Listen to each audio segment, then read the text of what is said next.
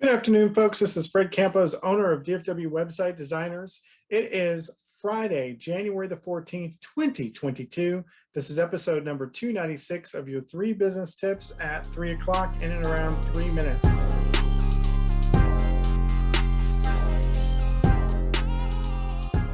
This past week, small business owners, we've been talking about hiring smart, putting the right people on the bus in the right seats. We've been a week-long series talking about it, and this concludes part 7 of hiring smart.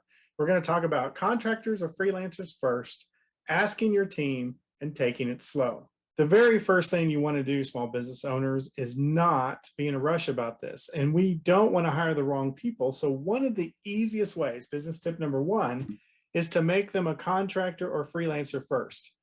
We've talked a little bit about this, but in most industries, this is a fabulous idea. First off, it's not adding someone initially to your staff, but it is adding someone to the position. What's great about that is that you can, if they're on a contract or freelance basis, you're not in a situation you have to fire them. You just stop using them as a contractor. Then if they do a probationary period of that you make, maybe 90 days or 180 days or something or other, you can then make an educated decision that this is the right person. And now you've hired them. It's kind of the try before you buy, which in small business is very popular and something that I highly recommend. And you can do this. Let's say I wanted to have someone in my business take over my billing and accounting. I can literally outsource that as a contractor with somebody that can do that comes in maybe 20 hours a week to take care of that. I can evaluate that person and then hire them full time.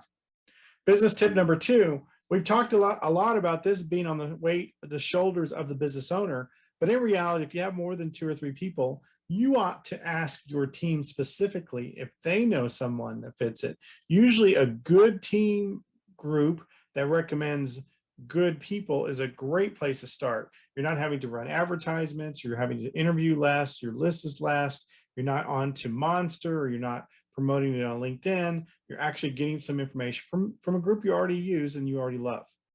Business tip number 3, and business owners, this is the hardest one. It's the one I deal with as well. And that is, you are not in a hurry.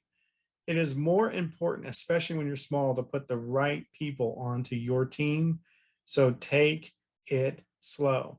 Do not be in a hurry to actually get that position filled. Forever pain that you think that you need to get that position filled really fast, it's even more painful to put the wrong person in that seat. So contractors, ask your team, take it slow.